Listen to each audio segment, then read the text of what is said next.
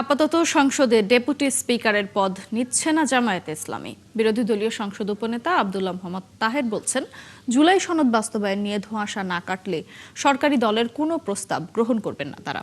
এদিকে একই পরিবার থেকে দুজন নয়, এই নীতিতে সংরক্ষিত নারী আসনে প্রার্থী দেবে দলটি। এবার 11টি নারী আসন পাবে জামায়াত।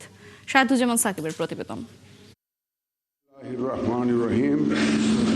জাতীয় নির্বাচনের ফলাফল ইঞ্জিনিয়ারিংয়ের অভিযোগ তুললেও সংসদ ও সংবিধান সংস্কার পরিষদের সদস্য হিসেবে শপথ নিয়েছে জামাত।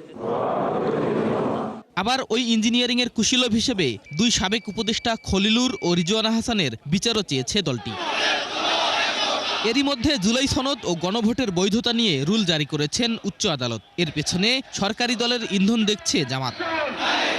স্টে সেফের ডাবল লেয়ার প্রোটেকশনই পিরিয়ডের হেভি ফ্লোর দিনগুলোতে আমাকে রাখে নিরাপদে। Stay safe. তবে এসব ঘটনায় প্রতিবাদ জানালেও কোনো কঠিন পদক্ষেপ নেয়নি দলটি। তাহলে সামনের দিনে কোন কৌশলে এগুবে জামায়াত? আমরা একটা ডিফারেন্ট কালচার তৈরি করতে চাচ্ছি। আমরা কনস্ট্রাকটিভলি বিরোধিতাটাও খুব কনস্ট্রাকটিভলি আমরা করতে চাচ্ছি, লফুলি করতে চাচ্ছি, মোরালি করতে চাচ্ছি। মানুষের মনের ভিতরে সত্য জিনিসটাকে আমরা তুলে ধরার চেষ্টা করছি। জুলাই সনদের বাস্তবায়ন নিয়ে অনিশ্চয়তা না কাটলে সরকার দলের দেওয়া ডেপুটি স্পিকারের প্রস্তাব গ্রহণ করা হবে না বলেও জানান জামায়াতের এ জ্যেষ্ঠ নেতা। বিএনপি যদি সেটা বাস্তবায়ন করার ক্ষেত্রে আন্তরিক না হয়, তাহলে তো এক ধরনের অস্পষ্টতা থাকছে বা অনিশ্চিতের দিকে যাচ্ছে, এটা তো কোনো সন্দেহ। কিন্তু জুলাই সনদের ব্যাপারে বিএনপি তো কমিটমেন্ট আছে, বিএনপি সাইন করেছে। কোনো কোনো বিষয়ে দেখা গেলো সবাই আমরা একমত ছিলাম, শুধু একটা দল একমত ছিল। তো ন্যাচারাল হইতে এটাকে আমরা একমত হয়েছে ধরে নিয়েই সিদ্ধান্ত নিয়েছি।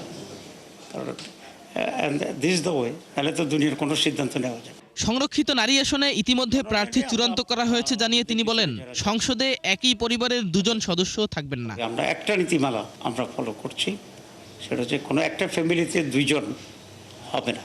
ত্রয়োদশ জাতীয় সংসদের প্রথম অধিবেশনে রাষ্ট্রপতি মোহাম্মদ শাহাবুদ্দিনের উদ্বোধনী ভাষণ দেওয়াকেও সমর্থন করে না জামায়াত বলেও জানান দলটির এই শীর্ষ নেতা। ব্যক্তিগত আমি মনে করি রাষ্ট্রপতির ভাষণ হওয়া উচিত না, যদি রাষ্ট্রপতি শিরোচারের মনোনীত বা নিয়োগকৃত রাষ্ট্রপতি। শাহেদুজ্জামান সাকিব, ৭১, ঢাকা।